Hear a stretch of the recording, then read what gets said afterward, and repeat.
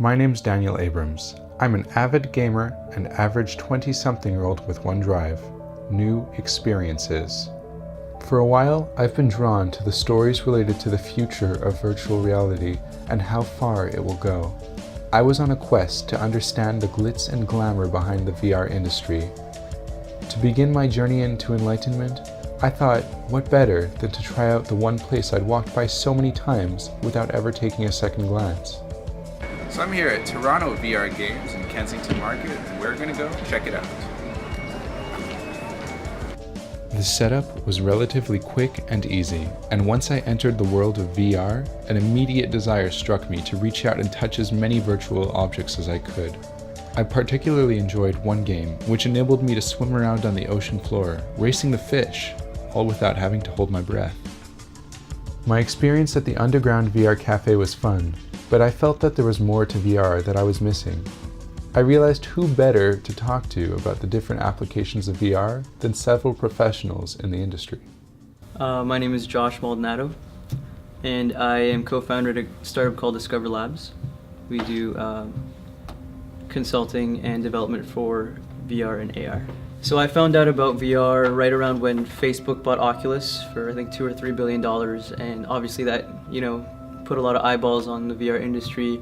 Right around that time, we had to do a practicum for the RTA School of Media Production, and I kind of tried one of these things on and thought it would be really cool to make something for it. So over the summer before practicum year, I just started playing around with it, and we made our first little app, which was an educational, a little educational edutainment app.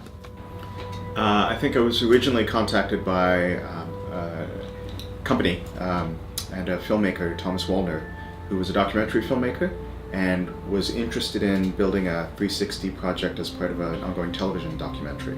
So I'd done some early work in VR back in the mid-90s, but hadn't really touched on a lot of the things that were happening this is pre-Oculus when 360 cameras were first starting to, and software was starting to become more of a thing. Back in the day when the Oculus developer kit came out, before the second one even really came off Kickstarter, I found it and I found it online, I decided to buy it, and then the first thing I did was, okay, how do I use this? I want to build stuff with this. I don't want to just consume VR games. I want to build something. So I picked up a copy, I downloaded Unity, and I just got right into Unity development. So I just literally started throwing 3D objects in there, plugged in the Oculus to my computer, and then just started creating random 3D worlds in VR. They didn't make much sense, they had no story, they had no rhyme or reason. I just wanted to get into a 3D world in VR and figure out what that's like. So with Controverse, what we actually did was we kind of blended 360 video and 180 degree POV. It actually wasn't 180 degrees, it was 270. So basically, how we took advantage of the medium was when you put on the goggles, it's almost as if you're looking through the eyes of a character. So we mounted a camera on the head of the actor. So you look down and you actually see the hands of the character, you see their body, and it really feels like you are that character. The whole thesis for that was, how can we make you feel like you're the character in that movie, right? And then blending 360 and the POV stuff gives you this third person view of it. Okay, I can see who that guy is. And then we would do a cut, and then we'd be that guy. And then you'd look around, oh wow, I'm in this body. And you'd see a little eye cut out, and it would be super immersive. Almost having that cut out was more immersive, because hey, this is their eye holes. It was have you ever seen Inside Out, when they're inside the girl's brain? It's kind of what it's like. So that's kind of how we took advantage of it. And I think the POV stuff is next level. The 360 video is cool, but what a lot of people are kind of doing is just placing a 360 camera in a room and having their actors move around. But what happens when you become that actor? And that's what VR should be. It can make you feel like you're in a whole other world. Well, it can make you feel like you're a whole other person.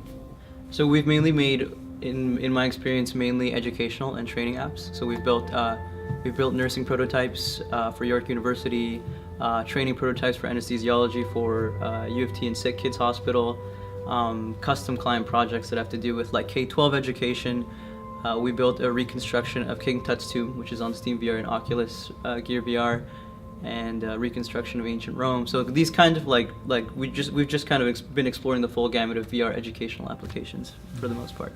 So the very first time I had my head inside one of these, a system, I could immediately, it felt completely different. Like this was a new, different thing.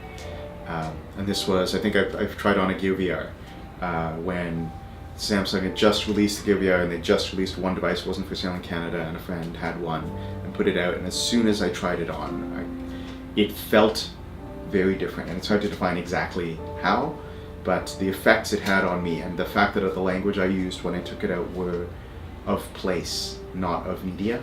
Like I had been somewhere, and now when I was in, this is what I saw, this is what I thought, and now I'm back and out. That is fundamentally different than if you showed me the new video you were saying. Yeah, presence is like the holy grail in the VR industry. It's like it's this overused buzzword now, but it's said so often because it really is what we're all striving for. And yeah, I mean, essentially what you're doing is you're tricking. The goal of any VR developer, content creator, designer, is to make the user feel as present. This idea that you forget that you're strapped into a headset, that a display is in front of you, but making the world as believable as possible. Just the fact that it feels like you're physically in a space rather than just looking through a window. It's so much more visceral when it's almost like you can't look away, you are in it, right? So any which way direction you look, you're still in that world, and it kind of expands the world, and I think it's incredible. It's totally different than looking through a screen. It's a new medium, right? It's kind of like trying to get rid of the screen or almost jumping through the screen, and that's amazing. So some of the best ones are ones where it is much more about exploring space and environment than trying to graph traditional linear storytelling. So Notes on Blindness was pretty amazing. I don't know if you've seen it. It was it's someone who they were a creator, and they started going blind over years, and they started creating these audio tapes, recording the process as this happened, sort of personal diaries.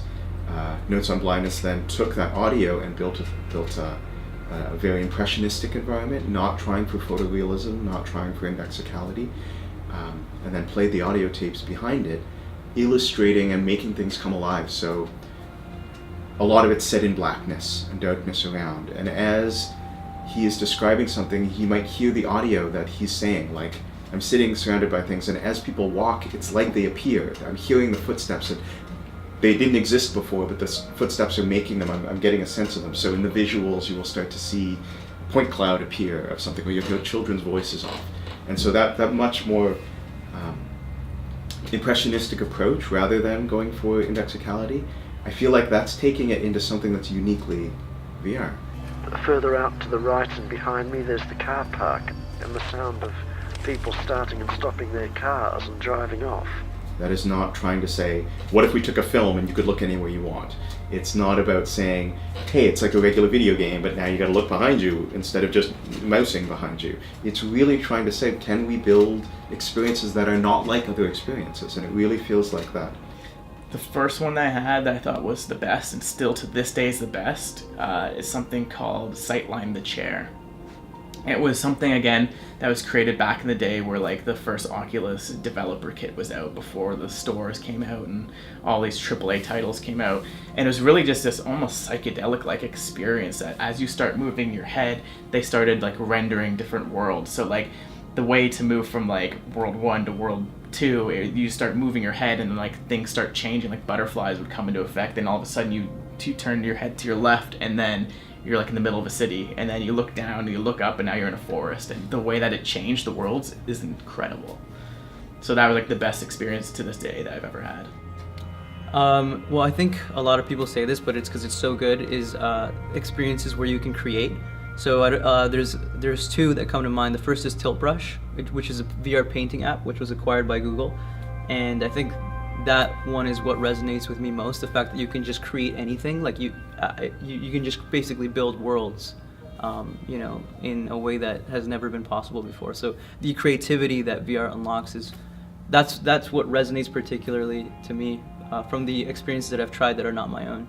We still haven't crossed the uncanny valley, which is kind of like, if there's a spectrum between 1 in 10 of like realistic. We're kind of like at like 8 or 9, but that's creepier than like 4 or 5. 4 or 5 is like we could deal with, but like between like 7 to 9 even, it's like it's kind of real, but it's also like really creepy. Like us when you get the robots that are like this kind of thing. It's like they're trying to be real, but they're not. So I think if you want to go for realism, go for 360 video. Get the highest quality 360 video because you're literally capturing reality. Like if you're doing CG, like it's people understand that it's CG. Like it can be really good CG, but people like understand that. If you want to like get authentic reality, capture authentic reality in 360. I can guarantee we will get amazing utility uses. Heavy industry, understanding scientific visualization or complex environments, education, therapy. These are environments where we can, there's money to be made there, there's society to advance there, and I think we're going to see, there are tons of trials. So we're working on a project with a number of long-term care facilities right now, where we are taking VR filmed content for seniors who have limited mobility, can't travel.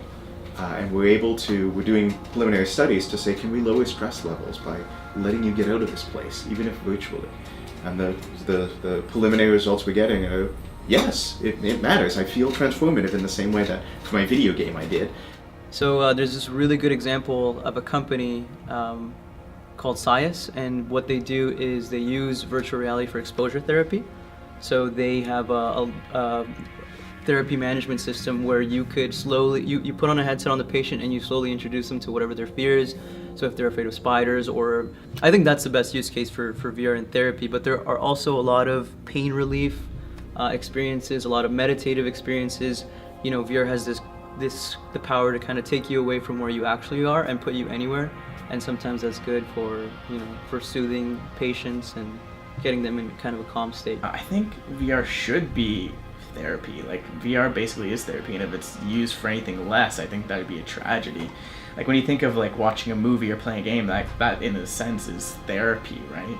So aside from just creating therapeutic experience specifically for like flight simulators to help people get over fears, or like fear of arachnophobia I've seen, I think just the everyday experiences should be therapeutic. Like when you listen to music, it should be therapeutic. When you paint in 3D with tilt brush, that should be therapeutic. Watching the movies should be therapeutic. I think VR is a therapy machine in itself. So in these tests, psychological tests and there will be many of these questionnaires that have been done thousands of times. How real did this feel? What, there's very specific things about, did you feel you were present in this? Did you feel like your actions were affecting things that were there? In a lot of those tests, a lot of our environments do poorly. But what we found is when there are other things to do, so if you have a mission because it's a game, if there's a story because there's a character who's run by, you stop questioning the frame rate. You stop questioning the surround sound audio. And instead, you don't care, because when there's a character, I focus on characters. When there's a time limit, I focus on the time limit. So we know in media, we know in technology, there is a diversity and inclusion problem. Certain people have access to technology, certain people have access to the gatekeepers and the funding that might be there. As long as the technology remains expensive, and as long as the tools remain difficult to learn, only certain people will be able to. So, here's my one sentence version. I would like technology and access to become cheap enough and readily available enough to get a more representative spectrum of Canadian society able to use this. So that's across class, race, background, anything. I want more people to tell their stories.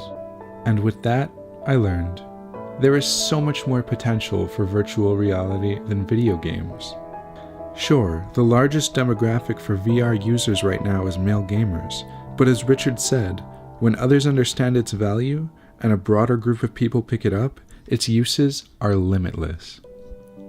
For now, I'm off to go experience something new.